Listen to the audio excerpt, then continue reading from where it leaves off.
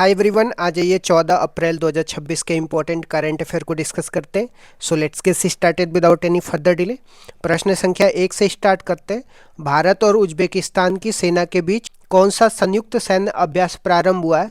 7वां संयुक्त सैन्य अभ्यास दस्तलिक भारत और उज्बेकिस्तान के बीच में प्रारंभ हुआ है। यह अभ्यास उज्बेकिस्तान के नमनगम में 12 से 25 अप्रैल तक आयोजित किया जा रहा है। इस अभ्यास में भारत की तरफ से 60 भारतीय सैन्य कर्मी शामिल हुए। पिछला छठा दस्तलिक संस्करण की बात करते हैं तो पूरे महाराष्ट्र में हुआ था और इस अभ्यास की शुरुआत 2019 में हुई थी। दस्तलिक अभ्यास की शुरुआत कब हुई थी? 2019 में हुई थी, तो ये भी आपको ध्यान में रखना। उज्बेकिस्तान की राजधानी ताशकंद है और 1965 में भारत और पाकिस्तान के बीच में समझौता हुआ था ताशकंद में ही, जहाँ पे लाल बहादुर शास्त्री जी का डेथ हो गया था। भारत और कजाकिस्तान के बीच में जो सैन्य अभ्यास है उसका नाम काजिद है और भारत व किर्गिस्तान के बीच में जो सैन्य अभ्यास है उसका नाम खंजर है, तो ये भी आपको ध्यान में रखना है। यहाँ पे आप देख सकते हैं हमारा प्यारा भारत है, इसके बाद पाकिस्तान, अफगानिस्तान, तुर्कमेनिस्तान और सेंट्रल एशिया में ये सारे देश इंपॉर्टेंट है। हमने अभी बात किया था कि भारत और कजाकिस्तान के बीच में जो सैन्य अभ्यास है उसका नाम काजिद है और भारत और किर्गिस्तान के बीच में जो है उसका नाम खंजर है, तो ये भी आपको ध्यान में रखना है। उज्बेकिस्तान के साथ कौन सा है? दस्तलिक अभ्यास है, तो ये भी आपको ध्यान रखना है। उज्बेकिस्तान के साथ जो बॉर्डर कंट्री है उसको भी आपको ध्यान में रखना है। पहला कजाकिस्तान, किर्गिस्तान, यहाँ पे तजाकिस्तान भी लग रहा है, अफगानिस्तान और तुर्कमेनिस्तान लग रहा है, तो ये भी आपको ध्यान में रखना है। आ जाते हैं नेक्स्ट क्वेश्चन में आते हैं। हाल ही में चर्चा में रहे नव वर्ष विशु का संबंध किस राज्य से? तो विशु जो नव वर्ष है वो केरल में मनाया जाता है। यह मलयालम नव वर्ष है जो 15 अप्रैल को मनाया जाएगा और यह मैडम महीने की शुरुआत का प्रतीक भी माना जाता है। 14 अप्रैल के आसपास सूर्य मेघ राशि में प्रवेश करता है जिससे भारत के विभिन्न क्षेत्रों में नववर्ष मनाया जाता है, तो ये भी आपको ध्यान में रखना है। 14 अप्रैल को ही डॉक्टर भीमराव अंबेडकर की जयंती भी मनाई जाती है, तो ये भी आपको ध्यान में रखना है। कुछ अन्य नववर्ष उत्सव को भी आपको ध्यान रखना है, जैसे वैशाखी हो गया पंजाब में मनाया जाता है, पुथाडू हो गया तमिलनाडु में मनाया जाता है, बोहांग बिहू हो गया असम में मनाया जाता है, पोयला बैसाख हो गया ये पश्चिम बंगाल में मनाया जाता है, पाना संक्रांति ये उड़ीसा में मनाया जाता है। बैसाखी के दिन ही 1699 में खालसा पंथ की स्थापना हुई थी, तो ये भी आपको ध्यान में रखना है। नेक्स्ट क्वेश्चन में आते हैं, भारत की कंपनी काबिल को किस देश में लिथियम ब्लॉक के लिए पर्यावरण मंजूरी मिली है? तो अर्जेंटीना। अर्जेंटीना में भारत की कंपनी काबिल को लिथियम ब्लॉक के लिए पर्यावरण मंजूरी मिल गई है। अर्जेंटीना की मैप की बात करते हैं तो ये साउथ अमेरिका का one of the important country है, जहां आपको पैटागोनिया, माउंट एंडीज देखने को मिलेगा। इसकी बॉर्डरिंग कंट्री की बात करते हैं तो यहाँ पे चिले से इसका बॉर्डर लगता है, बोलिविया से लगता है, पैराग्वे से इसका बॉर्डर लगता है, ब्राजील से भी इसका बॉर्डर लगता है और उरुग्वे से भी इसका बॉर्डर लगता है, तो ये भी आपको ध्यान में रखना है। अर्जेंटीना की कैपिटल की बात करते हैं तो ब्यूनस आयर्स है, तो ये भी आपको ध्यान में रखना है। काबिल की बात करते हैं तो काबिल को खनिज विदेश इंडिया लिमिटेड को अर्जेंटीना में 5 लिथियम ब्लॉक के लिए मंजूरी मिल गई है। काबिल खान मंत्रालय के अंतर्गत एक सरकारी कंपनी है जिसकी स्थापना 2019 में हुई थी। लिथियम की बात करते हैं तो लिथियम सबसे हल्की धातु है जिसका परमाणु क्रमांक 3 है। इसका उपयोग की बात करते हैं तो बैटरी और कृत्रिम पेसमेकर में होता है। अर्जेंटीना में पेटागोनिया कोल्ड डेजर्ट है और पंपाज घास के मैदान भी है, तो ये भी आपको ध्यान में रखना है। यहाँ पे पेटागोनिया कोल्ड डेजर्ट है और यहाँ पे पंपास घास के मैदान है।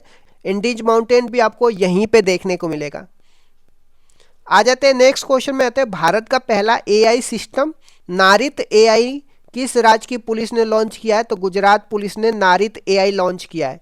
इसे एनडीपीएस एक्ट के तहत नशीले पदार्थों के मामले में इंटेलिजेंस और इन्वेस्टिगेशन में सुधार के लिए लॉन्च किया गया है। एनडीपीएस के फुल फॉर्म की बात करते हैं तो narcotics and drugs psychotropic substances है और इसको 1985 के अधिनियम से लाया गया था।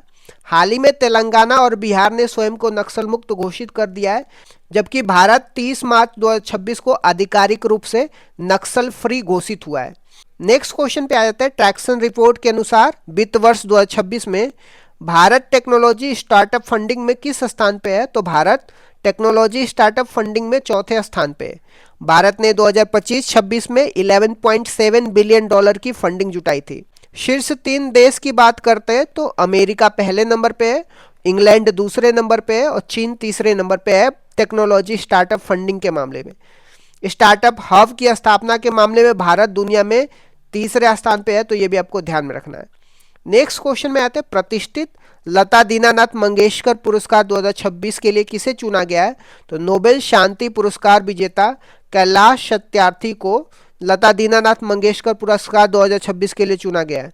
उन्हें बच्चों के अधिकारों की आवाज उठाने और उनका एक एनजीओ है जिसका नाम बचपन बचाओ आंदोलन, इसके लिए उन्हें सम्मान मिल रहा है। कैलाश सत्यार्थी की बात करते हैं तो 2014 में उनको शांति का नोबेल पुरस्कार भी मिला था। पूर्व विजेता की बात करते हैं तो लता दीनानाथ मंगेशकर पुरस्कार, जिसमें पीएम मोदी को 2022 में मिला था, आशा भोसले को 2023 में मिला था, अमिताभ बच्चन को 2024 में मिला था और कुमार मंगलम बिरला को 2025 में मिला था। नेक्स्ट क्वेश्चन में आते हैं, रोटरडम में 48 साल पुराना नेशनल मैराथन रिकॉर्ड किसने तोड़ा है? हिमाचल प्रदेश के सावन बरवान ने तोड़ा है। उन्होंने 2 घंटे 11 मिनट 58 सेकेंड में मैराथन पूरी कर नया रिकॉर्ड बनाया है। पुराने रिकॉर्ड की बात करते हैं तो 1978 में सोनाथ सिंह ने 2 घंटे 12 मिनट में बनाया था। यहाँ पे रोटरडम जो दिया गया है ये नीदरलैंड से लिया गया है और नीदरलैंड का जो रोटरडम बंदरगाह है राइन नदी पर स्थित है, तो ये भी आपको ध्यान में रखना है। नेक्स्ट क्वेश्चन में आते हैं, भारत ने सियाचिन दिवस 2026 कब मनाया? तो 13 अप्रैल को भारत ने सियाचिन दिवस 2026 मनाया है।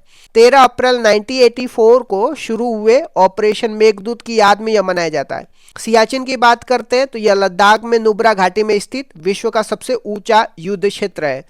13 अप्रैल को ही जालियांवाला बाग नरसंहार 1919 की बरसी भी होती है, तो ये भी आपको ध्यान में रखना है। नेक्स्ट क्वेश्चन में आते हैं, देशव्यापी नारी शक्ति युवा संसद का आयोजन किस मंत्रालय द्वारा किया गया है? युवा मामले और खेल मंत्रालय के द्वारा नारी शक्ति युवा संसद का आयोजन किया जा रहा है। इसकी थीम की बात करते हैं तो नारी शक्ति विकसित भारत का आधार रखी गई है।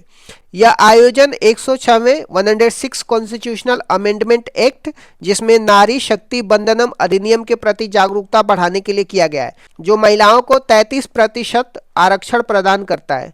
वर्तमान में खेल मंत्री मनसुख मंडाविया है, तो ये भी आपको ध्यान में रखना है।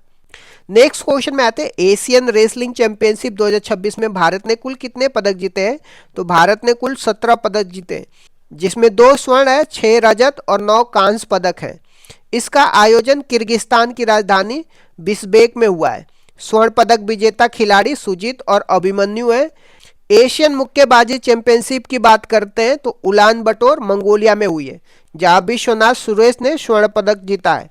नेक्स्ट क्वेश्चन में आते हैं, अमेरिका का कौन सा शहर स्वामी विवेकानंद की आदमकद प्रतिमा स्थापित करने वाला पहला शहर बन गया है? तो सिएटल बन गया है।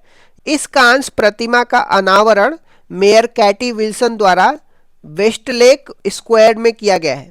आ जाते हैं कुछ इंपॉर्टेंट स्टैटिक जीके में बीमारियों के बारे में देख लेते हैं। बैक्टीरिया से होने वाले रोग की बात करते हैं तो plague, diphtheria, TB, tetanus, typhoid और हैजा रोग होता है। वायरस से होने वाले जो रोग हैं जिसमें रेबीज, चिकन पॉक्स, कोविड-19, डेंगू, पोलियो, एड्स और हेपेटाइटिस है। प्रोटोजोआ से होने वाले रोग की बात करते हैं तो मलेरिया जो प्लाज्मोडियम से होता है, कालाजार और निद्रा रोग ये प्रोटोजोआ से होता है। अनुवांशिक रोगों की बात करते हैं तो हीमोफीलिया जिसको शाही रोग बोलते हैं, वर्णांधता, डाउन सिंड्रोम और सिकल सेल अनीमिया है। टीबी उन्मूलन के लक्ष्य की बात करते हैं तो 2025 तक और सिकल सेल अनीमिया उन्मूलन का लक्ष्य 2047 तक रखा गया है। इस तरीके से मैंने कुछ इंपॉर्टेंट करंट अफेयर को डिस्कस कर दिया। Thank you so much guys, keep loving, keep supporting, bye bye, see you. पंचवर्षीय योजना के बारे में मैंने डिस्कस तो किया है, बट एक बार फिर से मैं पंचवर्षीय योजना के बारे में रिवीजन करा देता हूँ। पहली पंचवर्षीय योजना 1951 से 56 तक थी। इसकी मुख्य विशेषताएं क्या थी? इसका टाइम पीरियड की बात कर, यह योजना 1 अप्रैल 1951 से लेकर के 1956 तक चली थी। मॉडल की बात करते हैं, यह हेरोल्ड डोमर मॉडल पर आधारित थी और इसका प्रारूप के.एन. राज ने तैयार किया था। उद्देश्य क्या था पहली पंचवर्षीय योजना का? इसका मुख्य ध्यान कृषि एग्रीकल्चर पर था। विकास की दर की बात करते हैं, जो लक्ष्य था 2.1% था, लेकिन 3.6% की वृद्धि हासिल की गई थी, जो लक्ष्य से अधिक थी। दूसरी पंचवर्षीय योजना 1956 से 1961 के प्रमुख बिंदु क्या थे? दूसरी पंचवर्षीय योजना की अवधि की बात करते हैं 1956 से 1961 तक रहता है। मॉडल की बात करते हैं, यह महालनोबिस मॉडल पर आधारित थी। इसका जो उद्देश्य था, इस योजना में भारी उद्योगों पर बल दिया गया, जिसमें प्रमुख उपलब्धियां थी। इसी योजना के दौरान भिलाई छत्तीसगढ़, राउरकेला उड़ीसा, दुर्गापुर पश्चिम बंगाल में आयरन स्टील प्लांट स्थापित किए गए। विकास की दर की बात करते हैं, लक्ष्य 4.5% का था और प्राप्ति 4.27% थी। तीसरी पंचवर्षीय योजना 1961 से 66 तक क्यों असफल रही थी? 1961 से 66 तक तीसरी पंचवर्षीय योजना थी। यह मॉडल सुखमय चक्रवर्ती मॉडल पर आधारित थी। इसका उद्देश्य था कृषि और उद्योग दोनों पर बल देना। असफलता के कारण ये थे, यह योजना 1962 के दौरान भारत चीन युद्ध और 1965 के भारत पाकिस्तान युद्ध के कारण अपने लक्ष्य को प्राप्त नहीं कर सकी और असफल रही। अन्य घटना की बात करते हैं तीसरी पंचवर्षीय योजना में। इसी दौरान जय जवान जय किसान का नारा दिया गया था और 1965 में भारतीय खाद्य निगम, जिसको फूड कॉरपोरेशन ऑफ इंडिया की स्टेब्लिशमेंट की बात करते हैं, तो तीसरी पंचवर्षीय योजना में एफसीआई का एस्टेब्लिशमेंट होता है। नेक्स्ट देख लेते हैं योजना अवकाश की। योजना अवकाश, जिसको प्लान हॉलीडेज बोलते हैं, ये क्या था और यह कब हुआ था? तीसरी पंचवर्षीय योजना की असफलता के बाद 1966 से लेकर के 1969 तक 3 वर्षों के लिए कोई पंचवर्षीय योजना नहीं बनाई गई। इसे योजना अवकाश कहा जाता है। इसी दौरान एक एक वर्ष की योजना शुरू की गई थी। खाद्यान्न में आत्मनिर्भरता के लिए हरित क्रांति, जिसको ग्रीन रेवोल्यूशन की शुरुआत की गई थी। चौथी पंचवर्षीय योजना 1969 से 1974 की मुख्य बातें क्या थी? तो इसका टाइम पीरियड की बात करते हैं, 1969 से लेकर के 1974 तक थी।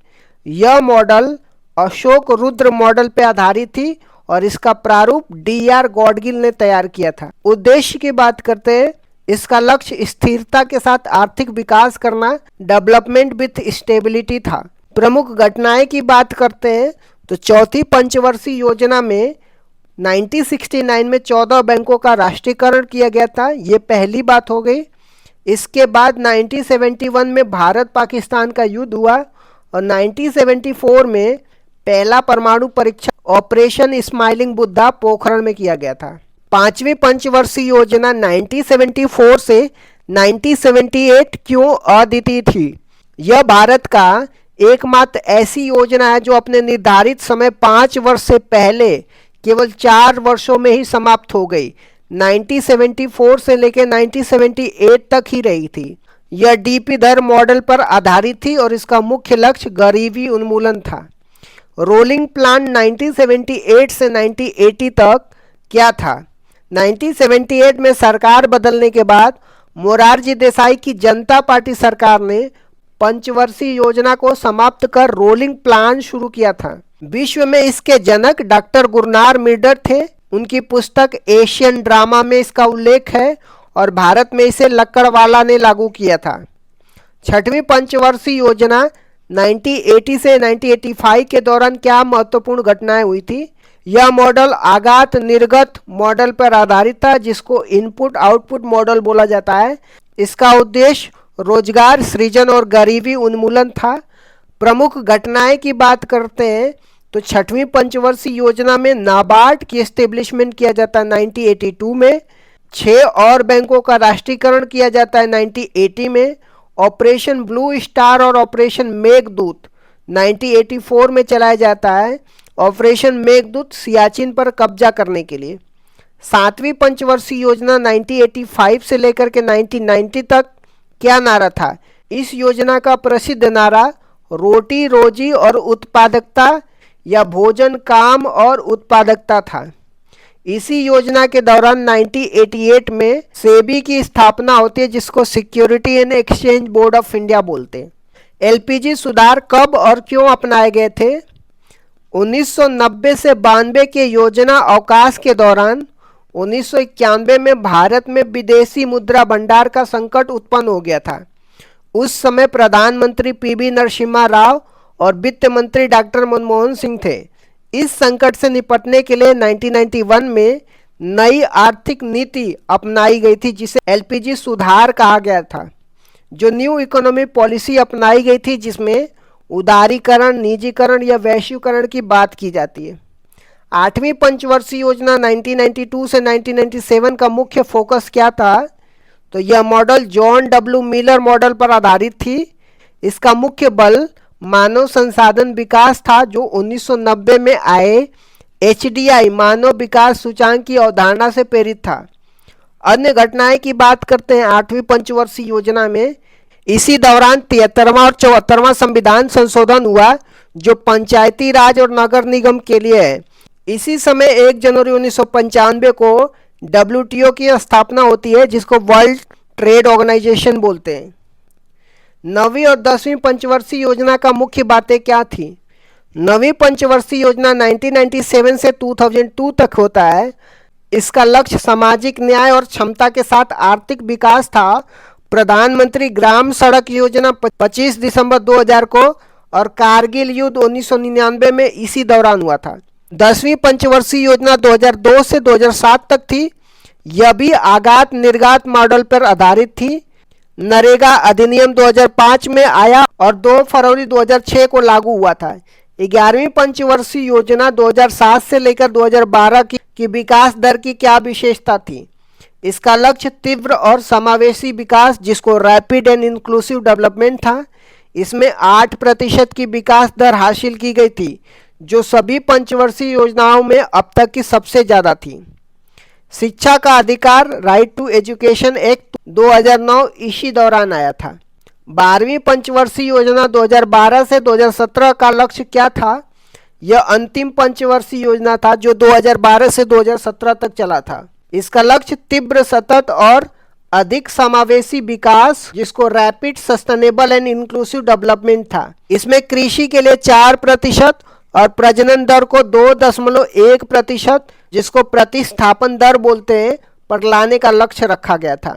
भारतीय संविधान के प्रमुख संशोधन और उसके प्रावधान के बारे में देखने वाले हैं। पहला संविधान संशोधन कब हुआ था? 1951 में हुआ था। संविधान में 9वीं अनुसूची जोड़ी गई थी, जिसका संबंध भूमि सुधार से है। अनुच्छेद 15 क्लॉज 4 भी जोड़ा गया, जो सामाजिक और शैक्षिक रूप से पिछड़े वर्गों के लिए आरक्षण का प्रावधान करता है।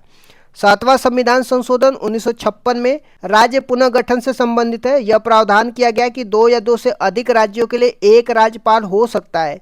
इस समय भारत में 14 राज्य और 6 केंद्र शासित प्रदेश थे। फजल अली कमीशन का गठन 1953 में इसी उद्देश्य से हुआ था।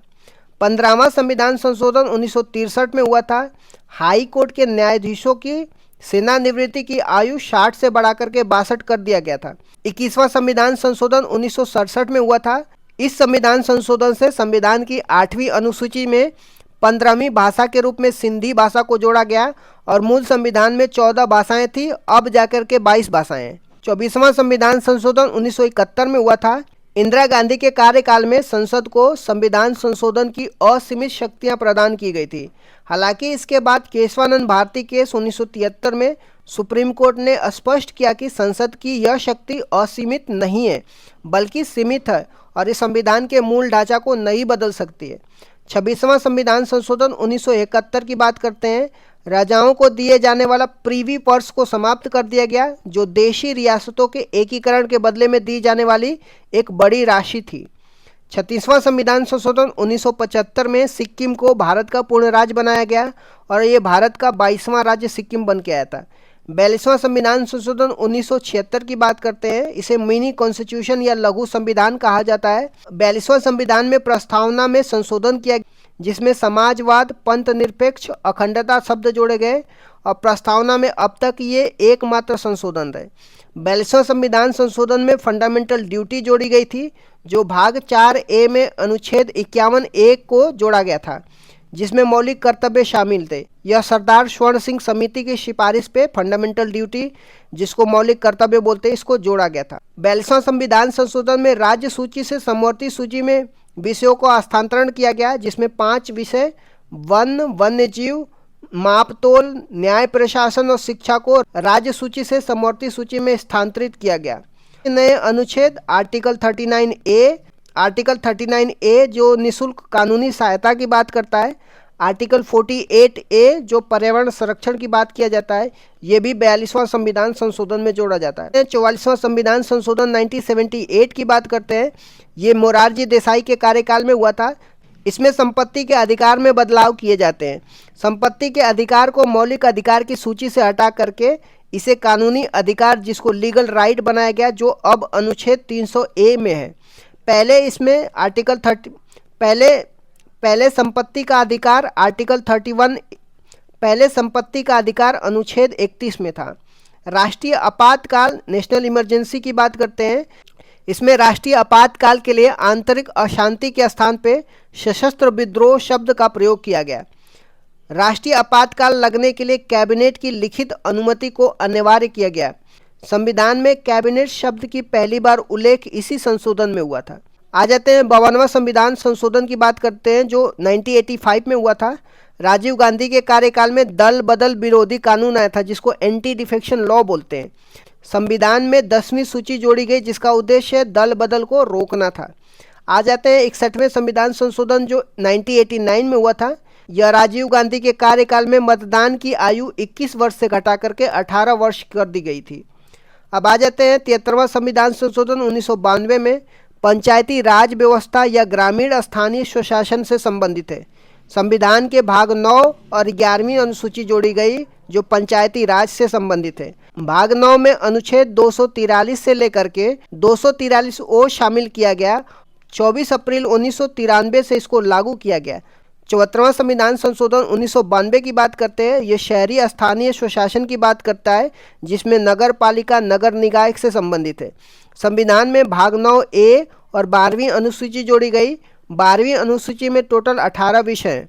आ जाते हैं 86वें संविधान संशोधन 2002 की बात करते हैं। 6 से 14 वर्ष के बच्चों के लिए अनिवार्य और मुफ्त शिक्षा का प्रावधान किया गया। अनुच्छेद 21A जोड़ा गया, जिसके तहत शिक्षा का अधिकार एक मौलिक अधिकार बन गया।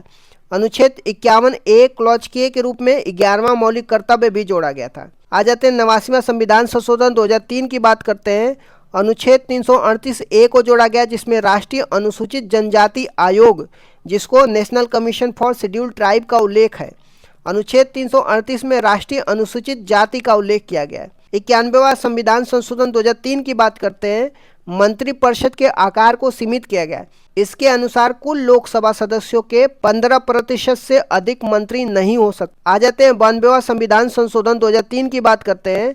8वीं अनुसूची में 4 भाषाएं जोड़ी जाती है, जो बोडो, डोंगरी, संथाली और मैथिली होती है। 97वां संविधान संशोधन 2011 में सहकारी समिति से संबंधित है। संविधान के भाग 9B अनुच्छेद 43B और अनुच्छेद 19 क्लॉज 1 क्लॉज C में सहकारी समिति शब्द जोड़ा गया। 99वां संविधान संशोधन 2014 की बात करते हैं। यह एक ऐसा संविधान संशोधन था जिसमें सुप्रीम कोर्ट ने असंवैधानिक करार दिया था। यह राष्ट्रीय न्यायिक नियुक्ति, जिसको नेशनल जुडिशरी अपॉइंटमेंट कमीशन के निर्माण की बात करता है, जिसका उद्देश्य कॉलेजियम पद्धति को बदलना था। आ जाते हैं 100वां संविधान संशोधन 2015 की बात करते हैं। भारत और बांग्लादेश के बीच में 3 बीघा कॉरिडोर जमीन के आदान प्रदान से संबंधित है। 101वां संविधान संशोधन 2016 की बात करते हैं, जिसमें GST, जिसको गुड्स एंड सर्विस टैक्स बोलते हैं, इससे संबंधित है। यह 1 जुलाई 2017 को लागू हुआ। विजय केलकर समिति के सिफारिश पर यह आया था। संविधान में अनुच्छेद 246A GST का उल्लेख है और अनुच्छेद 279A जो GST काउंसिल का उल्लेख, जिसका प्रमुख भारत के वित्त मंत्री होता है, ये सब जोड़ा गया। 102वां संविधान संशोधन 2018 की बात करते हैं। इसमें आर्टिकल 338B जोड़ा गया, जिसमें राष्ट्रीय पिछड़ा वर्ग आयोग की बात करता है। इसमें यह निर्धारित किया गया कि कौन सी जाति पिछड़ा वर्ग में आएगी और यह अधिकार केंद्र सरकार का होगा। आ जाते हैं 103वां संविधान संशोधन 2019 की, जो आर्थिक रूप से कमजोर वर्ग, जिसको इकोनॉमिकली वीकर सेक्शन बोलते हैं, 10% आरक्षण की बात किया जाता है। संविधान में अनुच्छेद 15 क्लॉज 6 संस्थाओं में प्रवेश के लिए आरक्षण और अनुच्छेद 16 क्लॉज 6 सरकारी नौकरियों में आरक्षण की बात किया जाता है। आ जाते हैं 104वां संविधान संशोधन 2019 की, जिसमें लोकसभा और विधानसभा में एंग्लो इंडियन के लिए आरक्षित सीटों को समाप्त कर दिया गया। अनुसूचित जाति अनुसूचित जनजाति के लिए आरक्षण को 10 साल के लिए क्या कर दिया गया, बढ़ा दिया गया। आ जाते हैं 105वां संविधान संशोधन 2021 की। यह 102वें संविधान संशोधन में संशोधन करता है। यह राज्य सरकारों को यह अधिकार देता है कि वो अपनी स्वयं की राज्य सूची में शामिल की जाने वाली पिछड़े वर्गों की जातियों की पहचान कर सके, जो शक्ति 102वें संविधान संशोधन में केंद्र के पास दी गई थी। राष्ट्रपति ने 18 अगस्त 2021 को इस पर हस्ताक्षर कर दिया था। आ जाते हैं 106वां संविधान संशोधन 2023 की।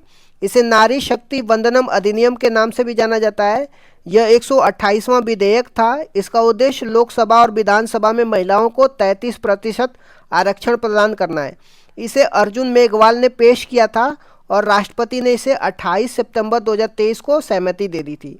यह अगला परिसीमन 2026 के बाद लागू होने वाले चुनाव में लागू होगा। आ जाते हैं 129वां संविधान संशोधन विधेयक की। ये संविधान संशोधन विधेयक है जो प्रस्तावित किया गया है। भारत का नवीनतम विधेयक है। जो यह वन नेशन वन इलेक्शन की बात किया जाता है, जो एक राष्ट्र एक चुनाव से संबंधित है। यह रामनाथ कोविंद कमेटी की सिफारिश पर पेश किया गया था।